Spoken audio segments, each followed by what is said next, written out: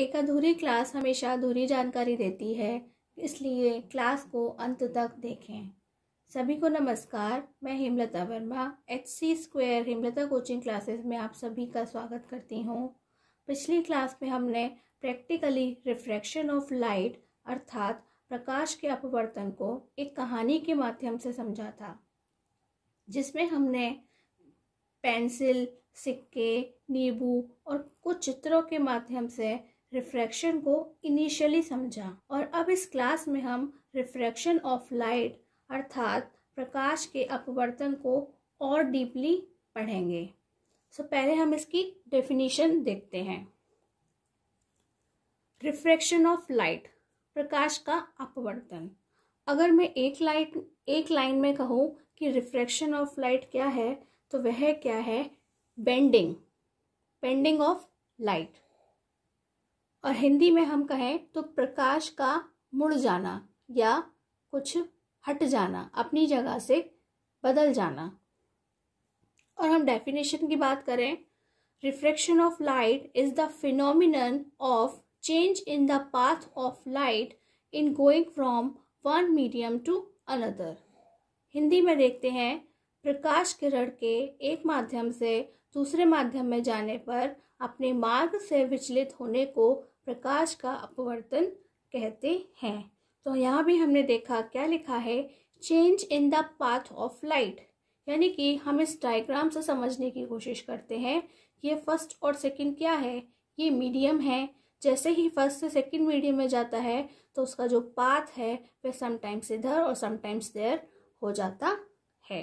इसे हम अभी डिटेल में समझते हैं। ये देखिए, मैंने उस डायग्राम को यहाँ पर दोबारा क्रिएट किया है।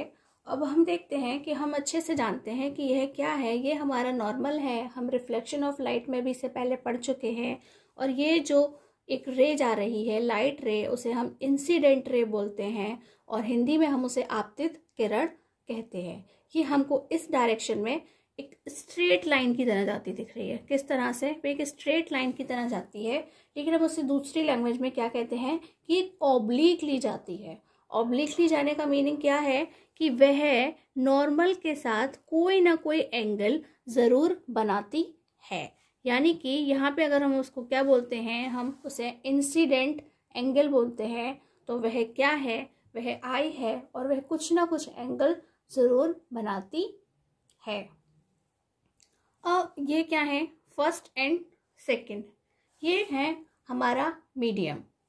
यह क्या है? यह वाटर भी हो सकता है, ये एयर भी हो सकता है, ये ग्लास भी हो सकता है और यह वैक्यूम भी हो सकता है। वैक्यूम भी हो सकता है, ये डायमंड हो सकता है, यह कोई भी ऑयल हो सकता है, एटसेट्रा। हिंदी में अगर हम कहेंगे तो यह जल हो सकता है, वायु हो सकती है, कांच हो सकता है, हीरा, ये निर्वात हो सकता है या हीरा हो सकता है, या फिर कोई भी तेल इत्यादि हो सकता है। बट यहाँ मैंने ये एटसेट्रा या इत्यादि तो लिख दिया, पर आपको कैसे पता चलेगा कि अगर इसके अलावा कोई और है तो वह कैसा होगा? तो ये आ गया हमारा बट। जब बट बीच में आ जाए, इट मीन्स कि अब हमें ध्यान देना है। तो यह क्या है? ये जो सभी जो हमने मीडियम्स फर्स्ट और सेकंड के लिए हमने बताए हैं, वह सभी कैसे हैं? वह सभी हैं ट्रांसपेरेंट। कैसे हैं? वह सभी ट्रांसपेरेंट हैं, अर्थात वह सभी पारदर्शी हैं। हमने इस चैप्टर के फर्स्ट पार्ट में भी इसे डिस्कस किया था। क्या किया था? हमने आपको बताया था, light can pass through are transparent medium, अर्थात प्रकाश पारदर्शी माध्यम से गुजर सकता है। यानी कि ये जो हमारी लाइट रे है, प्रकाश किरण है, वह कहाँ से ट्रेवल करेगी? वह सिर्फ ट्रांसपेरेंट मीडियम या पारदर्शी माध्यम से ही ट्रेवल कर सकती है। अगर मैं कोशिश करूं कि यह दीवार के अंदर चली जाए तो ये पॉसिबल नहीं है। अगर मैं सोचूं कि ये ज़मीन के अंदर चली जाए तो यह भी पॉसिबल नहीं है। अगर मैं सोचूं कि इस टेबल के आर पार निकल के जाए, मुझे इसके जस्ट नीचे दिखाई दे, तो यह भी पॉसिबल नहीं है। उसके लिए इसका ट्रांसपेरेंट होना बहुत ज़रूरी है। अब आपको समझना यह है कि यह कब और कहाँ जाएगी। क्यों? क्योंकि हमको पता है ये पहले एंटर तो कर गई। अब एंटर करने के बाद ये दूसरे मीडियम में आएगी, फर्स्ट मीडियम से सेकंड मीडियम में आएगी। तो समटाइम्स क्या होता है, वह यहाँ चली जाती है और समटाइम्स क्या होता है, वह यहाँ चली जाती है। और उसे जाना कहाँ था, अगर वो चेंज नहीं करती अपनी डायरेक्शन तो वह कुछ इसी तरह से आगे चली जाती, अपने रास्ते से आगे बढ़ जाती। लेकिन ऐसा नहीं हुआ। वह क्या हुआ, वह समटाइम्स इधर बेंड करती है, समटाइम्स इधर बेंड करती है। यानी कि कभी वह यहाँ मुड़ जाती है, कभी वह वहाँ मुड़ जाती है। बिल्कुल वैसे ही कि जैसे एक हिंदी फिल्म का गाना है ना कि इधर चला मैं उधर चला, तो ये कभी इधर गई और ये कभी उधर चली जाती है। लेकिन कब ये इधर जाएगी, कब ये उधर जाएगी, उसे समझने के लिए सबसे पहले आपको समझना पड़ेगा कि ये जो फर्स्ट और सेकंड मीडियम जो हमने नाम रखे हैं वह होते क्या हैं। ये फर्स्ट और सेकंड क्या होते हैं, तो आपको जानना पड़ेगा कि फर्स्ट और सेकंड को हम किन नामों से जानते हैं। हम उसे रेयरर यानी कि विरल, और जो दूसरा है वह क्या है, डेंसर यानी कि सघन। इन्हीं नामों से जानते हैं। बट अब ऐसा बिल्कुल भी नहीं है कि फर्स्ट वाला मीडियम जो है वह हमेशा रेयरर या विरल होगा और सेकंड वाला जो है वह डेंसर या सघन होगा। यह कोई सा भी फर्स्ट या कोई सा भी सेकंड मीडियम हो सकता है। अब देखना यह है कि आपको कैसे पता चलेगा कि हमारा कौन सा मीडियम रेयरर है यानी कि विरल है और कौन सा मीडियम जो है वह डेंसर है यानी कि सघन है। तो उसे जानने के लिए हमें डेंसिटी पता होनी चाहिए। क्या पता होना चाहिए? डेंसिटी पता होनी चाहिए। डेंसिटी का जिस डेंसिटी को आपने अभी तक पढ़ा है वह डेंसिटी क्या है? Density is equal to mass by volume. ठीक। और वह क्या बताती है? वह हमें ये बताती है कि कोई भी चीज़ जो है वह किस तरह से हल्की या भारी होती है। ठीक। वह उसकी लाइटनेस और हैवीनेस को बताती है। और हिंदी में अगर हम कहें तो डेंसिटी क्या है? वह घनत्व है। हिंदी में हम कहते हैं घनत्व बराबर द्रव्यमान बटे आयतन। क्या बता रही है हमें? ये बता रही है कि यह कितनी घनी है, यह कम घनी है या ज़्यादा घनी है।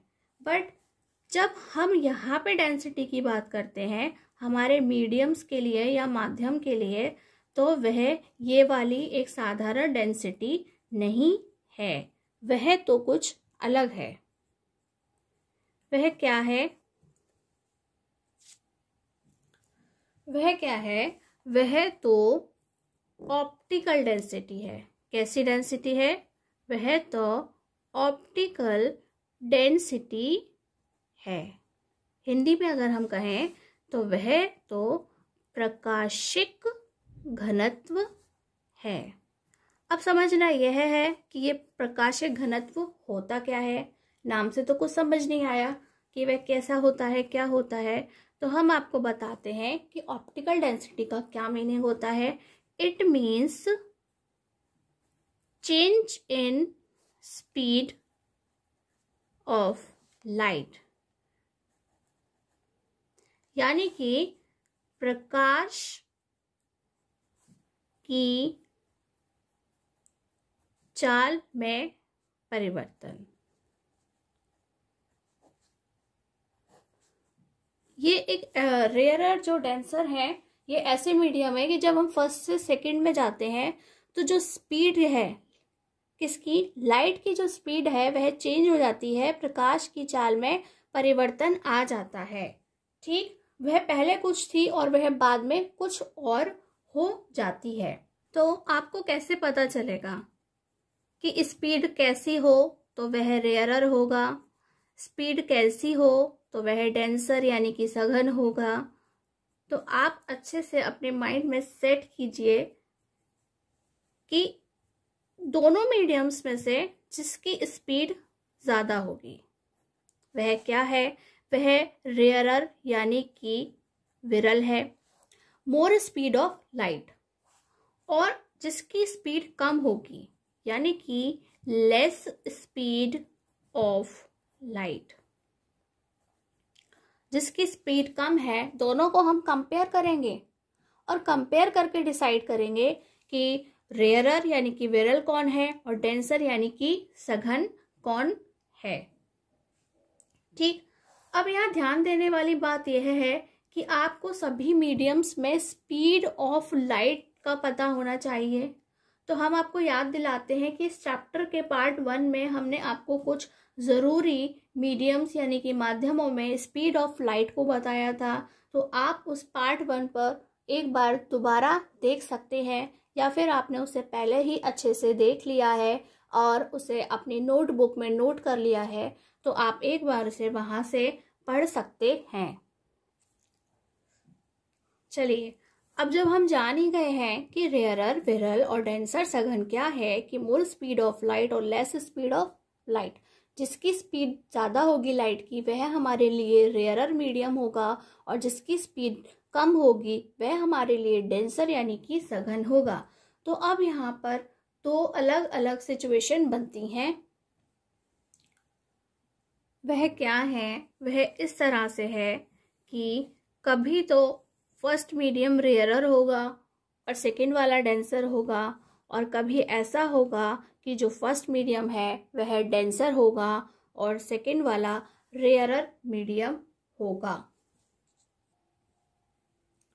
तो हम मान लेते हैं ये हमारी एक इंसिडेंट रे है।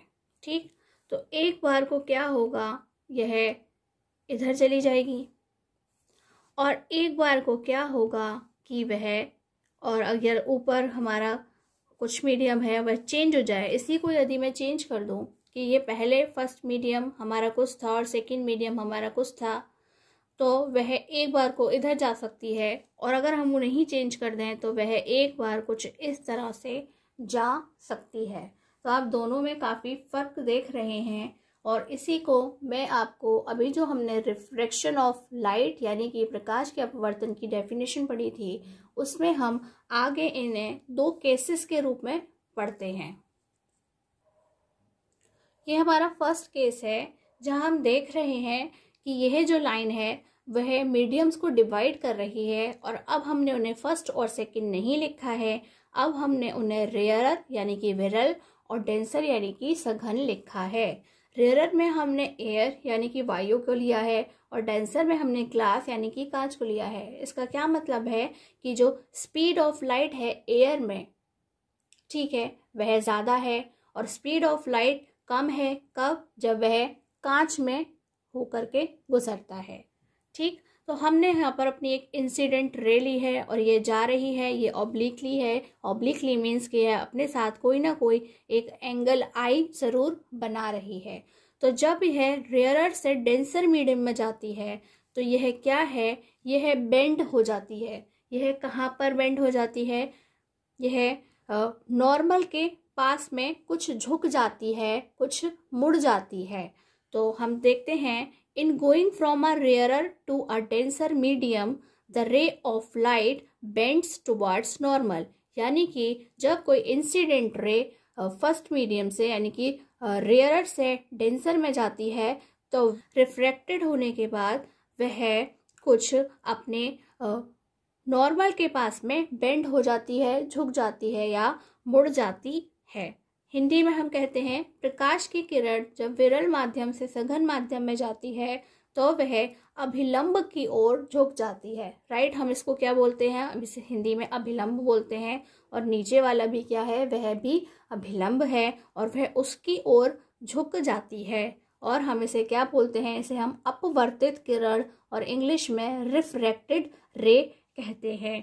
अब यहाँ एक नोटेबल पॉइंट है। वह नोटेबल पॉइंट क्या है कि ये जो ऊपर एंगल आई था वह हमेशा ज़्यादा होता है, और ये जो हमारा रिफ्रैक्टेड एंगल है यानी कि आर, वह हमेशा कम रहता है। कब?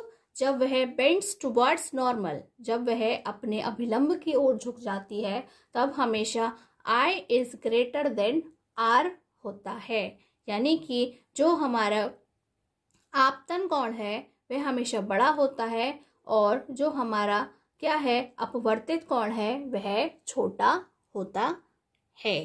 तो अब आपको पता चल गया कि अगर फर्स्ट मीडियम रेयरर है और सेकंड मीडियम डेंसर है तो यह हमेशा बेंड्स टुवर्ड्स नॉर्मल, यानी कि यह नॉर्मल की ओर झुक जाती है, अभिलंब की ओर कुछ झुक जाती है।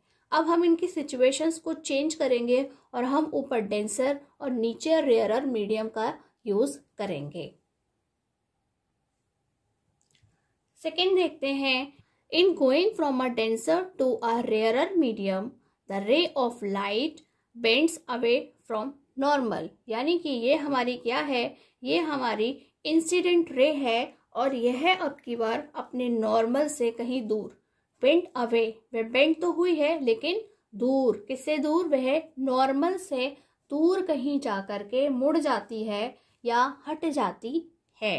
हिंदी में हम देखेंगे, प्रकाश की किरण जब सघन माध्यम से विरल माध्यम में जाती है तो वह अभिलंब से दूर हट जाती है। ये देखिए कितनी दूर चली गई है, और ऐसा करने से क्या हुआ है कि ये जो हमारे एंगल आई और आर हैं वह किस तरह से बदल गए हैं कि पहले ये जो आई है वह बहुत छोटा है, और अब ये देखिए यही नॉर्मल के साथ में एंगल आर कितना बड़ा बन गया है। It means refracted angle R is greater than incident angle.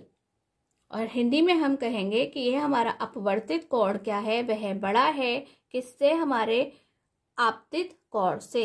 तो आपको यह दोनों ही कंडीशंस को याद रखना है और इन्हें अच्छे से करना है। जब हमसे रिफ्रैक्शन ऑफ लाइट यानी कि प्रकाश के अपवर्तन को पूछा जाएगा तो हमें अपनी डेफिनेशन के साथ इन दोनों ही केसेस को अच्छे से बताना है। इसके अलावा इसका एक थर्ड केस भी है, तो वह थर्ड केस क्या है मैं आपको बताती हूँ। इसका थर्ड केस क्या है कि ये तो है हमारे दो मीडियम्स और ये है हमारा नॉर्मल यानी कि अभिलंब है। ये हमारा थर्ड केस मैं बता रही हूँ। तो इसमें क्या हुआ, जो इंसिडेंट रे थी वह बिल्कुल नॉर्मल के ऊपर से चलकर आ रही है। कहाँ से आ रही है?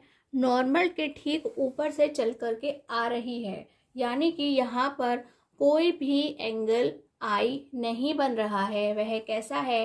वह 0 डिग्री का है। तो क्या वह मीडियम चेंज हो जाने पर रिफ्रैक्टेड होगी? वह बिल्कुल रिफ्रैक्टेड होगी, वह ठीक इसी के ऊपर से चली जाएगी।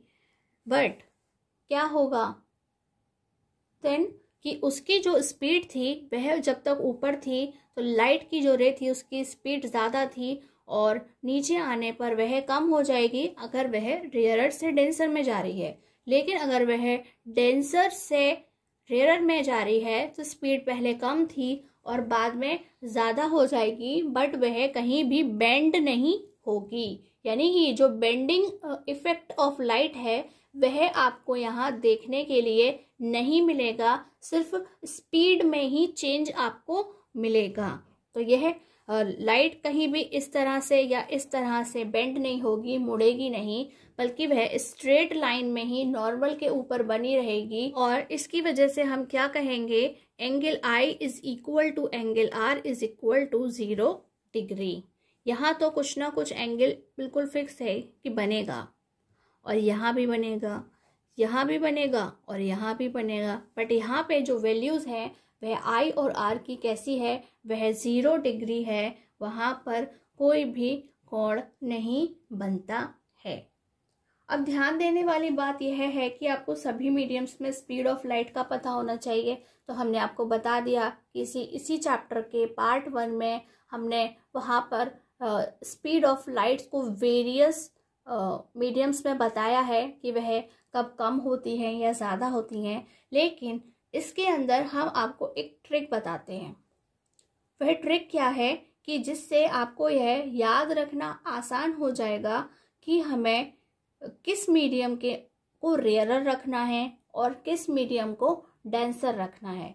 तो उसके लिए हमने कुछ जो हमारे कॉमन है, कॉमन का मतलब क्या है कि जो मोस्टली आपको आपके बुक में या सिलेबस में पढ़ाए जाएंगे और बताए जाएंगे, क्वेश्चंस पुट किए जाएंगे, तो वहाँ पर फर्स्ट और सेकंड मीडियम यानी कि रेयरर और डेंसर मीडियम के अंदर कौन कौन से ट्रांसपेरेंट मीडियम हो सकते हैं, कौन कौन से ऑप्टिकल डेंसिटीज़ हो सकती हैं, उसके बारे में मैं आपको एक ट्रिक से बताती हूँ। और इसकी खास बात यह है कि यह ट्रिक आज से पहले आपको कभी किसी ने भी नहीं बताई होगी। चलो देखते हैं।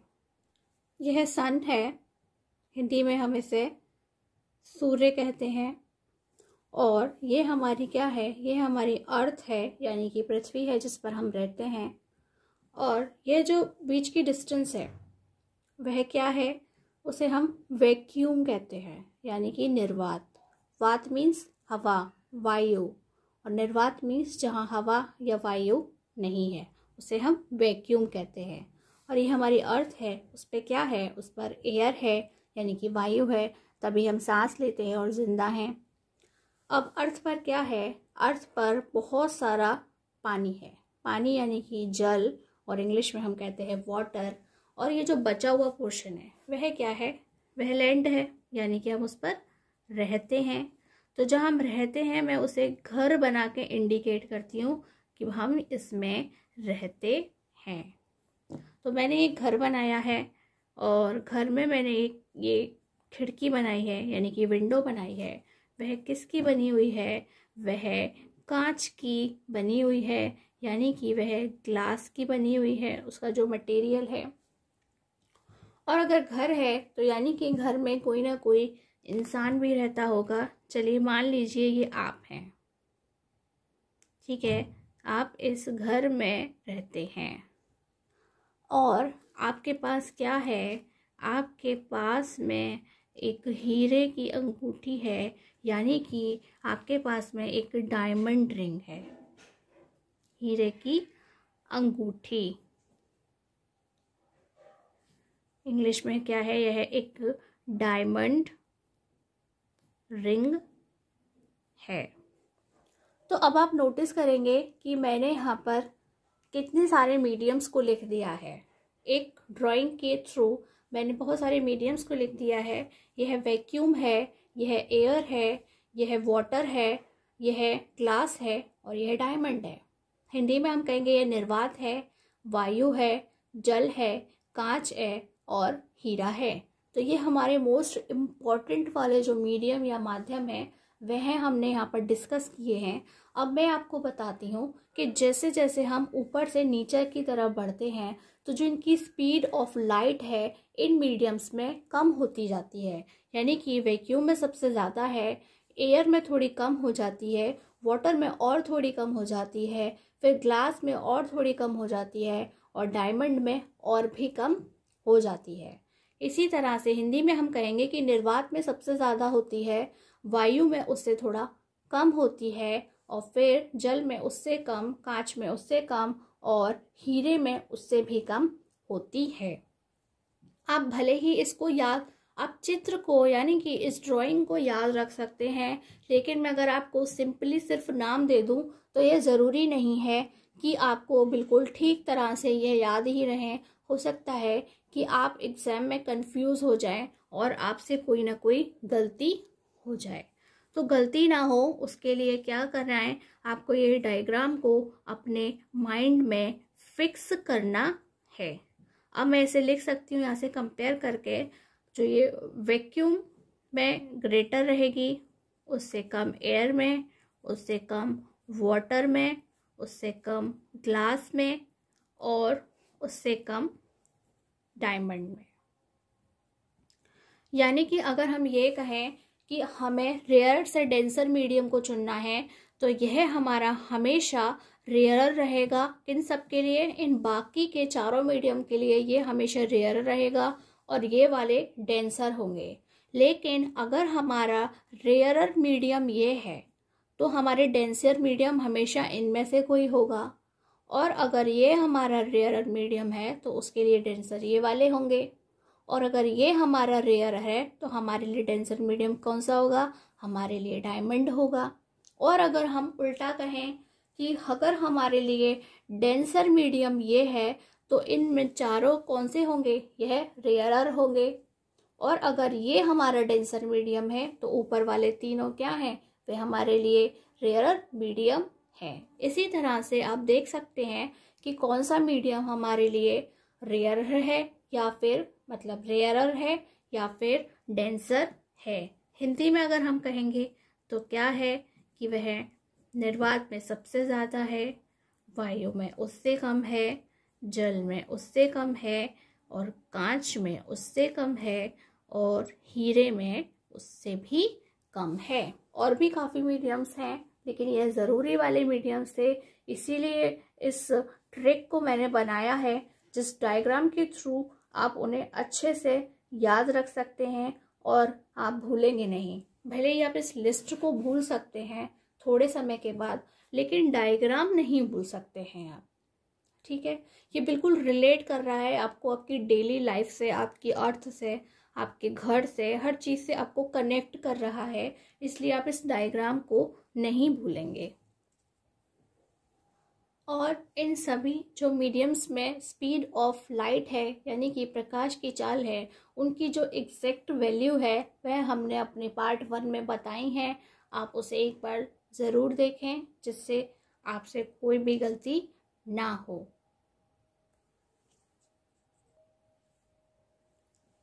हमने अपने पार्ट 10 में जो आपको कुछ एक्सपेरिमेंट्स करके दिखाए थे, मैं उन्हें आपको रे डायग्राम में कन्वर्ट करके बताती हूँ कि वह रे डायग्राम्स में कैसे पता चलता है कि वह किस तरफ बेंड हुआ, क्यों बेंड हुआ, हमें कहाँ पर दिखाई दिया और क्यों दिखाई दिया, उस चीज़ को हम देखते हैं।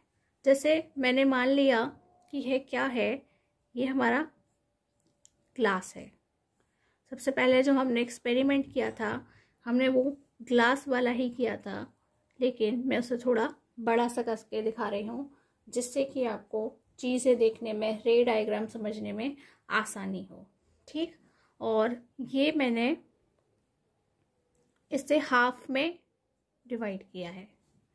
हाफ में डिवाइड क्यों किया है? जिससे हम मीडियम समझ सकें कि जब हमारी पेंसिल में ने पानी नहीं भरा था, यानी कि जब हमने अपनी पेंसिल में पानी नहीं भरा था और वह इस तरह से आ रही थी तो वह नीचे इसी तरह से दिखाई दे रही थी रखी हुई। राइट, हमारी पेंसिल हमें कुछ इसी तरह से दिखाई दे रही थी। लेकिन जैसे ही इस एयर से भरे ग्लास के अंदर वाटर आ जाता है, यानी कि हम पानी डाल देते हैं, तो क्या होता है कि वह हमें टूटी हुई दिखाई देती है।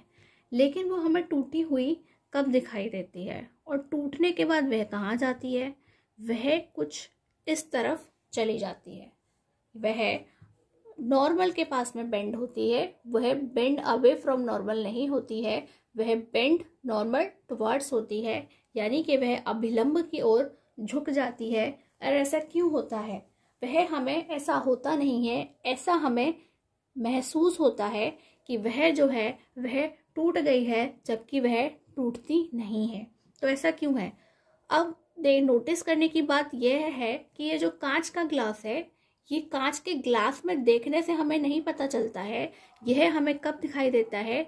जब हम अपने ग्लास के अंदर ऊपर से देखते हैं पानी में। कहाँ से देखते हैं? हम ऊपर से देखते हैं पानी में। तब यह हमें पता चलता है कि हमारी जो पेंसिल है वह टूट गई है। बिल्कुल साफ साफ दिखाई देता है कि वह टूट गई है। तब क्या होता है कि ये जो पेंसिल है, अब क्या है आपको पता है एयर कैसा मीडियम है? वह तो रेयरर है, यानी कि विरल है। और वाटर कैसा है? वह तो डेंसर है, डेंसर यानी कि सघन है। यहाँ पर ऊपर स्पीड ऑफ लाइट कैसी थी? वह ज़्यादा थी, और नीचे जो है वह कम हो जाती है। तो वह तो असल में यहीं पर है, हमें वह यहाँ पर क्यों दिखाई दी, हमें वह टूटी हुई क्यों दिखाई दी।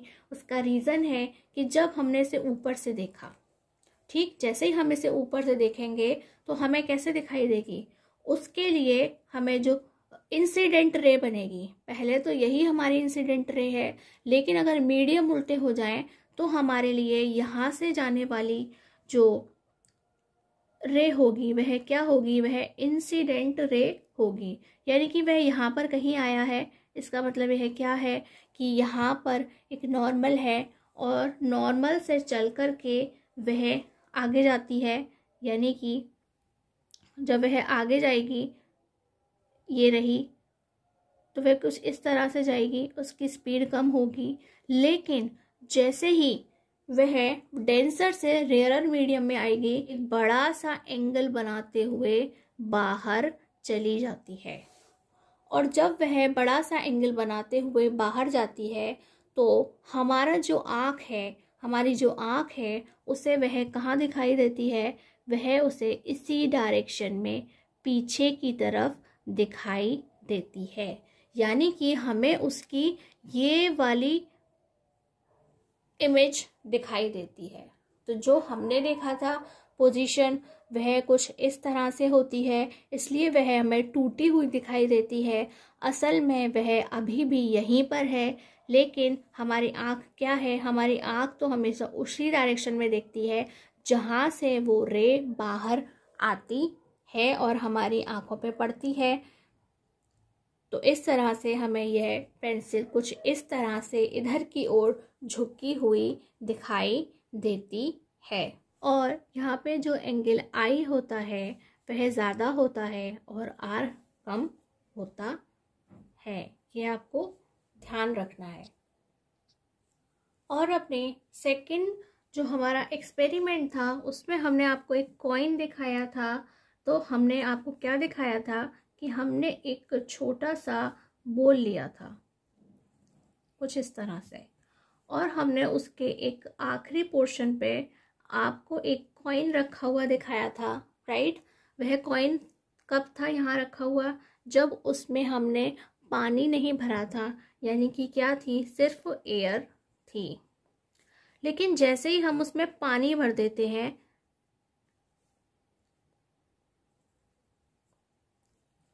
ठीक, पानी भरते तो क्या कि मैंने जब आपको पहले एयर में इसे रखा हुआ दिखाया था और उसके बाद मैंने इस पोर्शन को हाइड कर दिया था, यानी कि अपने उस बोल या बर्तन को मैंने इस तरह से खिसका दिया था कि वह हमें कॉइन बिल्कुल भी नहीं दिख रहा था। और जैसे जैसे मैं उसमें वाटर ऐड करती गई, यानी कि पानी डालती गई, तो वह हमें फिर से पूरा का पूरा दिखाई देने लग जाता है। तो ऐसा क्यों हुआ था कि यहाँ पे क्या है, जैसे हमने वाटर इसे इतना भर दिया, यानी कि हम इसको 2 मीडियम में कन्वर्ट कर दिया। और जब ये 2 मीडियम में कन्वर्ट हो गया तो मान लेते हैं हम इसका जो नॉर्मल है, यानी कि वह कुछ इस तरह से है जहाँ से हम एंगल आई और आर को बनाएंगे। तो जैसे ही अब ये कौन सा है कि डेंसर मीडियम है और ये रेयरर मीडियम है, तो यहाँ से जो एंगल बनेगा उसकी वैल्यू कैसी होगी, वह कम होगी। जो डेंसर वाला होता है उसकी वैल्यू क्या होती है, वह तो कम होती है, लेकिन वह जैसे ही रेयरर में जाता है तो उसकी वैल्यू बढ़ जाती है।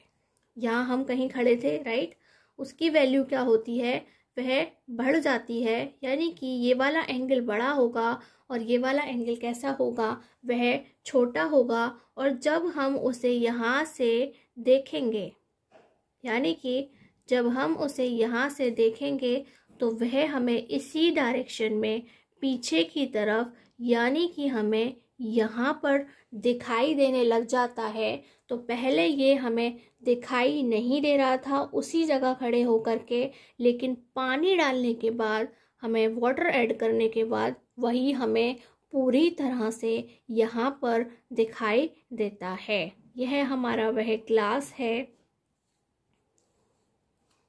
और ये ग्लास के अंदर असली में इस साइज़ का नींबू है, लेकिन वह हमें इस साइज़ का दिखाई देता है। हम इसे कुछ इस तरह से बाहर से देख रहे हैं। यहाँ हम हैं जहाँ से हम इसे देख रहे हैं। ये बाहर का जो मीडियम है वह ग्लास है और अंदर क्या है, एयर है, वाटर है। ये जो ग्लास है वह कैसा मीडियम है, वह डेंसर मीडियम है।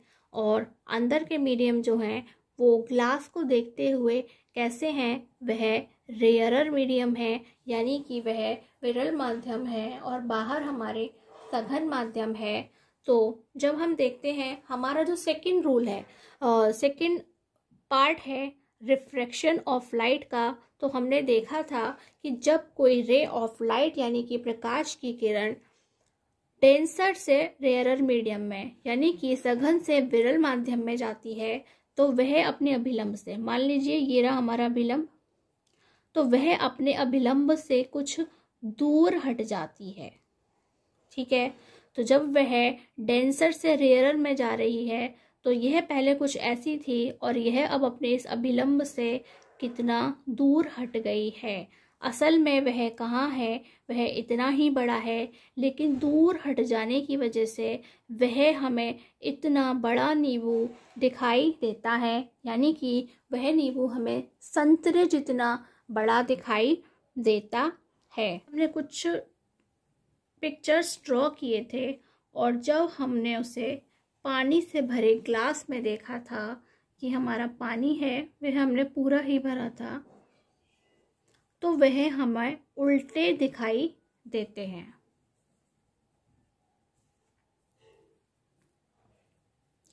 ऐसा क्यों होता है, तो हम आपको इसका रीज़न बताते हैं कि जब हम ग्लास के अंदर यानी कि कांच के ग्लास में हम पानी भर देते हैं तो यही जो ग्लास है वह मैग्नीफाइंग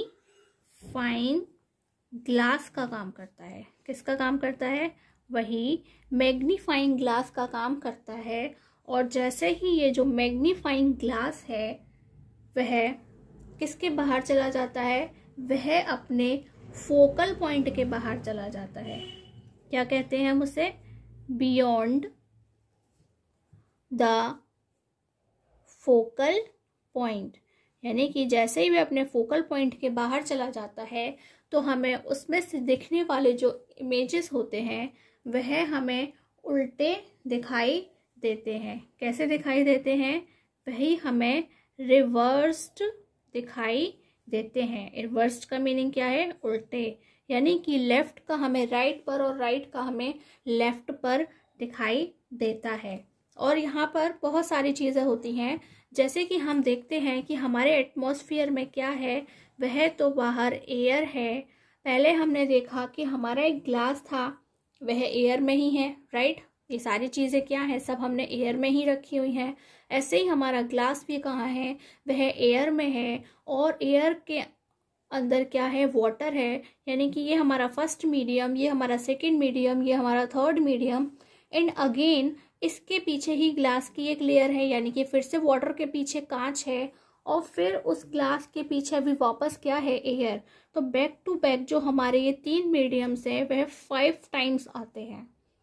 और वह जो पूरा की पूरी व्यवस्था है वह एक मैग्नीफाइंग ग्लास का काम करती है।